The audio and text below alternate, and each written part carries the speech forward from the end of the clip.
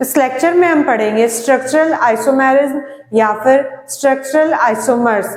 तो हम इस टॉपिक को स्टार्ट करने से पहले समझेंगे एक ओवरव्यू कि आइसोमर्स क्या होते हैं और आइसोमेरिज्म क्या होता है। तो ऐसा कहा गया कि कोई दो कंपाउंड जिनका फॉर्मूला मॉलिक्यूलर फॉर्मूला तो सिमिलर है बट उनकी जो फिजिकल और केमिकल प्रॉपर्टीज हैं वो अलग अलग हैं, तो इस तरह के कंपाउंड को कहा जाता है आइसोमर्स। और ये जो प्रॉपर्टी है कि कोई चीज आइसोमर्स बना रही है अपने, इस प्रॉपर्टी को कहा जाता है isomerism.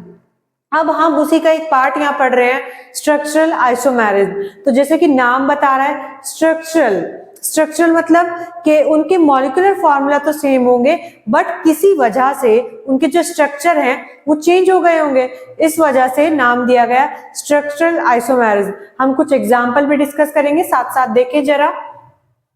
If the isomers have same molecular formula, दोनों के फॉर्मूला तो सेम है but they differ in relative arrangement of atoms, उनका जो अरेंजमेंट है वो अलग हो रहा है जिसकी वजह से उनके स्ट्रक्चर अलग हो रहा है। It is called structural isomerism. जैसे एग्जांपल देख लें, ये हमने क्या लिया है प्रोपेनल और ये हमने लिया है प्रोपेनॉन। तो दोनों का आप स्ट्रक्चर देख लें, इसका स्ट्रक्चर अलग है, इसका स्ट्रक्चर अलग है, पर जो दोनों के फॉर्मूला है C3H6O C3H6O, दोनों के जो मॉलिक्यूलर फॉर्मूला है वो सिमिलर है। तो जिनके मॉलिक्यूलर फॉर्मूला सेम आए बट स्ट्रक्चर अलग आए उनको क्या कहा गया, स्ट्रक्चरल आइसोमर्स। ठीक है, जैसे कि 1 क्लोरोप्रोपेन और ये है हमारे पास 2 क्लोरोप्रोपेन। तो इन दोनों का जो फॉर्मूला है C3H7Cl, दोनों के मॉलिक्यूलर फॉर्मूला सिमिलर है बट स्ट्रक्चर अलग है।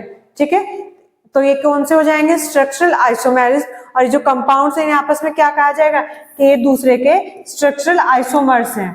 ओके, अब देखते हैं हम कि जो स्ट्रक्चरल आइसोमेरिज्म होते हैं वो कितनी तरह का होता है और किस बेसिस पे इनको डिवीजन किया गया है। तो टोटल 4 तरह का है, chain isomerism, positional isomerism, functional isomerism या फिर मेटामेरिज्म।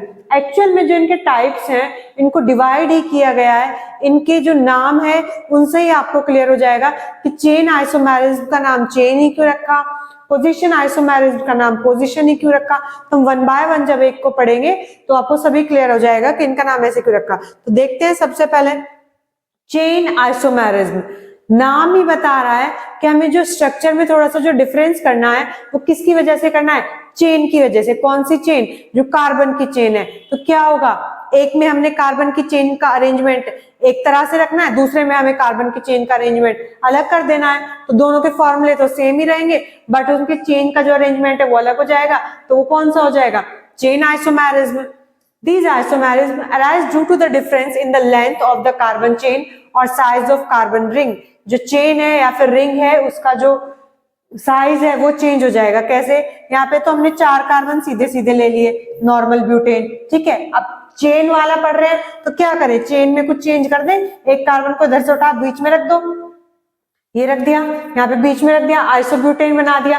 अब यहाँ एक लंबी सी चेन थी, यहाँ पे चेन की लेंथ चेंज हो गई तो कौन सा आइसोमर्स हो गया, चेन आइसोमेरिज्म। क्लियर है, तो इसी तरह के आइसोमेरिज्म को कहा जाएगा चेन आइसोमेरिज्म। ये स्ट्रक्चरल आइसोमेरिज्म का एक पार्ट है क्योंकि दोनों का स्ट्रक्चर ही तो बदल रहा है, बस मॉलिक्यूलर फॉर्मूला तो दोनों में सेम ही है। तो चेन आइसोमेरिज्म नाम से समझ में आ गया होगा। ओके, नेक्स्ट समझते हैं। Next is positional isomerism. Positional isomerism नाम ही बता रहा है जो पोजीशन है उसमें हमें चेंज करना है। किसकी पोजीशन में, जो फंक्शनल ग्रुप है उसकी पोजीशन में चेंज कर दो, एक वाले स्ट्रक्चर में कहीं और लगाना, दूसरे में कहीं और लगा दो, तो जो 2 आइसोमर्स बनेंगे वो एक दूसरे के पोजिशनल आइसोमर्स हो जाएंगे। ठीक है, this isomerism arise due to difference in position of either functional group. जो फंक्शनल ग्रुप है, जैसे यहाँ आयोडो वाला फंक्शनल ग्रुप है, इसकी पोजीशन में चेंज कर दो। यहाँ पे तो ये क्या है, 1 आयोडो प्रोपेन। अब हमने दूसरे में क्या किया, पोजीशन ही तो चेंज करिए, इस आई को उठा के बीच में लगा दो।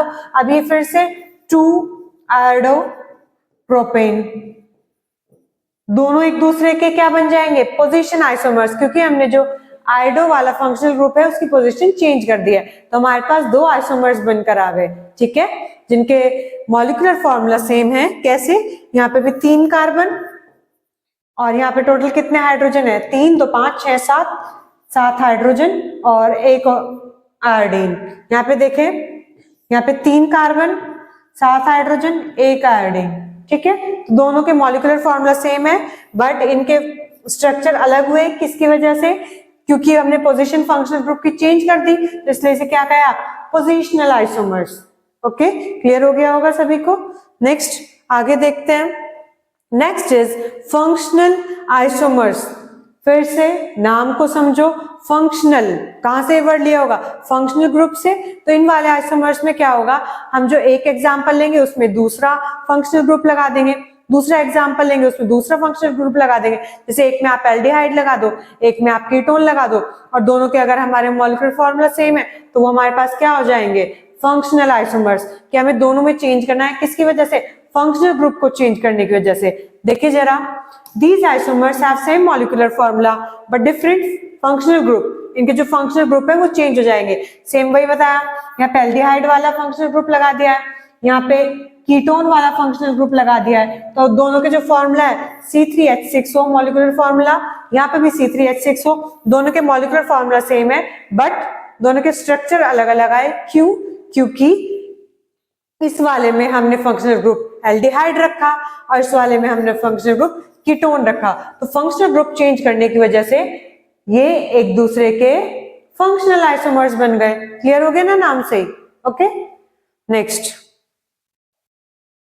Next is the metamerism. Metamerism में कहा गया कि एक्चुअल में जो हमारे पास इसमें एक एटम जुड़ा होता है वो पॉलीवैलेंट एटम है। पॉलीवैलेंट एटम का क्या मतलब है? पॉली मतलब बहुत सारे, वैलेंट वर्ड लिया गया वैलेंसी, जिसकी वैलेंसी एक से ज्यादा है, इस तरह के एटम को कहा गया पॉलीवैलेंट एटम। तो ये इस तरह के जो मेटामेरिज्म वाले जो आइसोमर्स है ये वहां पर ही मिलते हैं जिनमें पॉलीवैलेंट एटम जुड़े होते हैं। इसमें क्या होता है, जो पॉलीवैलेंट एटम है उसके जो सराउंड कार्बन की चेन है, एक तरफ मान ले 3 कार्बन थे, एक तरफ 2 थे, तो अगली बार क्या होगा, वो चेंज हो जाए कि अब एक तरफ 4 हो जाए और एक तरफ 1 ही बचे, टोटल तो 5 ही है। ठीक है, तो इस तरह से समझेंगे जरा। It is caused by attachment of different groups to a polyvalent atom. जो ग्रुप्स हैं वो चेंज हो जाएंगे पॉलीवैलेंट एटम के सराउंड, जिसकी एटम की एक से ज्यादा वैलेंसी हो। Metamerism is in amines, ethers, ketones. देखिए समझे पहले, इन वाले कंपाउंड्स में ही होता है। ये हमने एक ईथर का कंपाउंड लिया, तो ये ऑक्सीजन यहाँ क्या है, पॉलीवैलेंट एटम। तो इस पॉलीवैलेंट एटम के इधर भी 2 कार्बन की चेन है, इधर भी 2 कार्बन की चेन है, तो इसका नाम हमने रख दिया डाई इथाइल ईथर। पर इसका दूसरा आइसोमर्स क्या बन सकता है, मेटामेरिज्म ये कैसे शो कर सकता है, अगर इसके जो ऑक्सीजन की तरफ इधर भी 2 थे, इधर भी 2 कार्बन है, अगर ये ऐसे ना रहे, ये चेंज हो जाए। किस तरह से चेंज हो सकता है, मान ले कि एक तरफ 3 कर दे और एक तरफ 1 ही, यही तो कहा है। It is caused by attachment of different groups. जो ग्रुप्स हैं वो चेंज हो जाएंगे।